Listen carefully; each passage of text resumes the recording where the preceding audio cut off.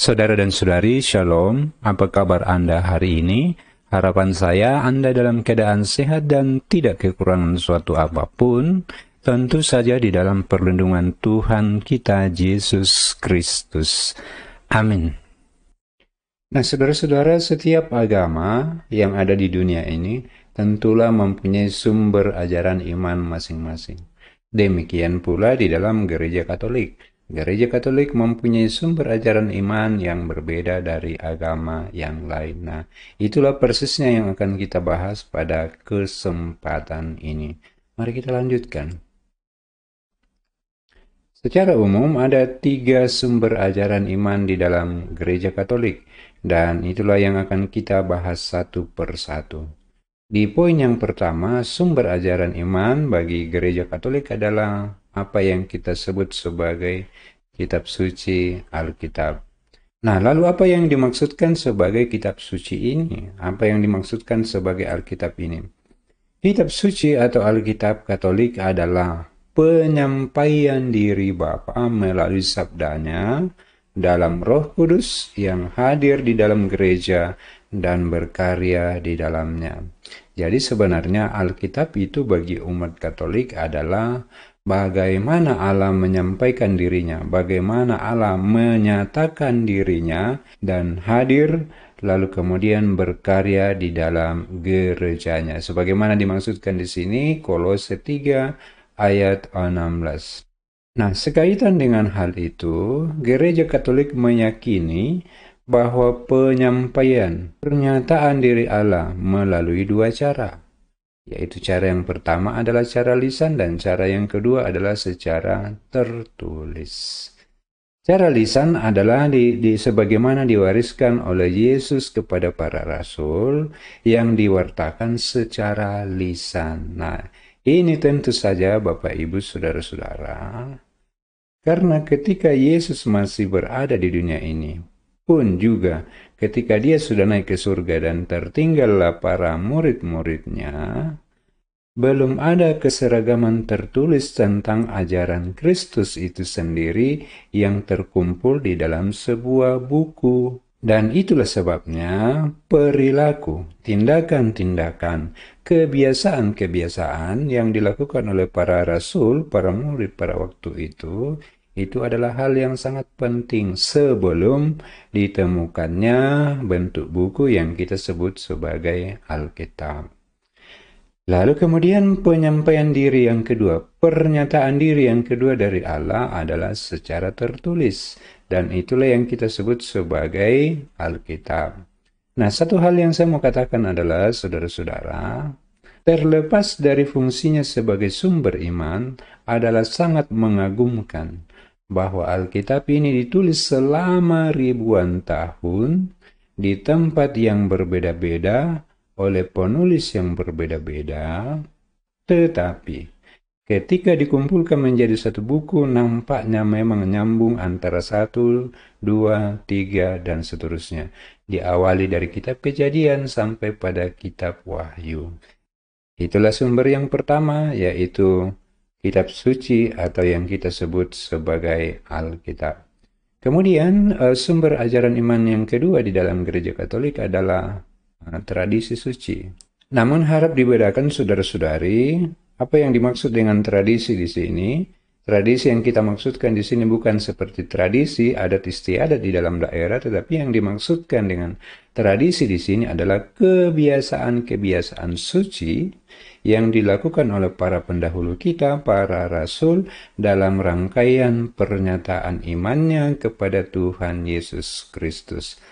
Tradisi suci merupakan dasar iman Katolik karena meski di masa awal Gereja Katolik sudah tumbuh, belum ada kesatuan Alkitab seperti sekarang. Nah, seperti yang saya katakan tadi, pernyataan diri Allah secara lisan, ketika Gereja Katolik mulai tumbuh, pada waktu itu belum ada satu kesatuan Alkitab yang berupa buku yang kita pedomani bahwa inilah yang menjadi patokan kita. Memang pada waktu itu sudah ada tulisan-tulisan terutama untuk kitab-kitab Perjanjian Lama. Tetapi yang kitab perjanjian baru itu baru tertulis kemudian. Sehingga dengan demikian, kehidupan umat beriman pada waktu itu berpola meneladani kehidupan para rasul yang menjadi panutan mereka di dalam kehidupan sehari-hari. Poin yang kedua, tradisi suci merupakan ajaran yang tidak tertulis seperti yang diungkapkan dalam Kisah Para Rasul, pasal 2 ayat 4, 1 Korintus 15 ayat 3 dan 2 Tesalonika 2 ayat 15 serta Yohanes 21 ayat 25, Yohanes 16 ayat 12 sampai 13. Kemudian poin yang ketiga, tradisi suci ini terjamin kebenarannya. Kenapa demikian? Karena dijaga secara ketat oleh Gereja Katolik. Dari Yesus diwariskan kepada rasul-rasul, dari rasul-rasul diwariskan kepada penerus para bapak-bapak gereja, pemimpin-pemimpin gereja Katolik, dan itu dipelihara sampai sekarang. Itulah sebabnya kita mengatakan bahwa tradisi suci ini dijamin kebenarannya, bahwa itu tidak dibuat-buat, tetapi melainkan diwariskan secara turun-temurun oleh gereja Katolik. Kita lanjutkan. Poin yang keempat. Di dalam Kisah Para Rasul pasal 2 ayat 42, dikatakan bahwa jemaat Kristen perdana bertekun dalam pengajaran para rasul. Ingat Bapak Ibu, saudara-saudara, pengajaran yang dilakukan oleh para rasul pada waktu itu adalah pengajaran secara lisan. Jauh sebelum tulisan-tulisan perjanjian baru itu sendiri lahir. Jadi, intinya adalah pada waktu itu pengajaran dilakukan oleh para rasul kepada jemaat-jemaat yang pertama itu secara lisan sebelum ada tulisan-tulisan Alkitab itu. 1 Korintus pasal 15 ayat 3, di mana dikatakan oleh Paulus bahwa kebenaran tentang Yesus Kristus dia terima sendiri secara langsung dan tentu saja secara lisan. Kemudian poin yang keenam, 2 Tesalonika pasal 2 ayat 15, di mana Paulus menasehati umatnya, berdirilah teguh dan berpeganglah pada ajaran-ajaran yang kamu terima dari kami, baik itu secara lisan maupun secara tertulis. Nah, secara lisan adalah pengajaran langsung oleh Paulus, kemudian secara tertulis tentu saja kita mengenal surat-surat Rasul Paulus. Kemudian poin yang ketujuh, ini yang terakhir dari poin yang kedua ini, Yohanes 21 ayat 25 yang berbunyi, masih banyak hal-hal lain lagi yang diperbuat oleh Yesus. Tetapi jikalau semuanya itu harus dituliskan dalam satu persatu, maka agaknya dunia ini tidak memuat semua kitab yang harus tertulis. Nah, saudara-saudara, itulah poin yang kedua tentang tradisi suci. Kita masuk pada poin yang ketiga, hak mengajar atau magisterium. Nah, saudara-saudara, magisterium itu adalah berkaitan dengan hierarki di dalam gereja Katolik, mulai dari Bapak Paus sampai kepada pastor. Magisterium adalah kuasa mengajar gereja Katolik. Salah satu produk dari magisterium adalah katekismus gereja Katolik. Jadi para hierarki di dalam gereja Katolik itu mempunyai hak untuk menulis, membuat produk yang contohnya di sini adalah katekismus gereja Katolik. Contoh yang lain misalnya ada kitab hukum kanonik yang kita sering sebut sebagai undang-undangnya gereja Katolik. Kemudian poin yang kedua, magisterium juga adalah sebuah tugas menafsirkan secara otentik. Nah, di sini terjadi perbedaan antara Katolik dengan Protestan. Kalau di dalam Katolik tidak sembarang orang bisa menafsirkan secara otentik dari ayat-ayat yang terdapat di dalam Alkitab. Sedangkan di seberang sana, setiap orang bisa menafsirkan. Dalam arti begini, Untuk dibuat sebagai sebuah pernyataan umum, penafsiran umum yang sifatnya otentik, maka yang berhak untuk itu hanyalah magisterium, dalam hal ini hierarki gereja Katolik. Tetapi dalam kaitannya dengan renungan atau homili yang kita berikan, bisa saja tidak sama persis antara apa yang saya tafsirkan dengan para hierarki tersebut. Tetapi pada dasarnya apa yang saya berikan itu dalam rangkaian memberikan renungan, tidak untuk pernyataan secara otentik.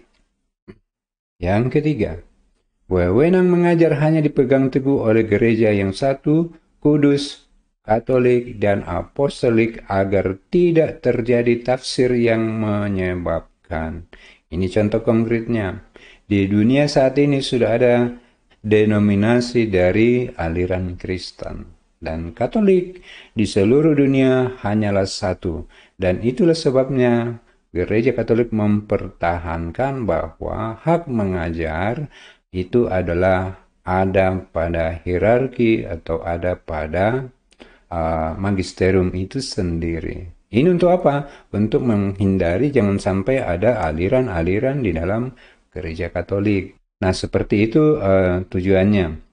Maka sehubungan dengan itu, tidak akan pernah terjadi di dalam gereja Katolik ada aliran-aliran tertentu, karena gereja Katolik itu hanya satu, kudus, apostolik, dan Katolik.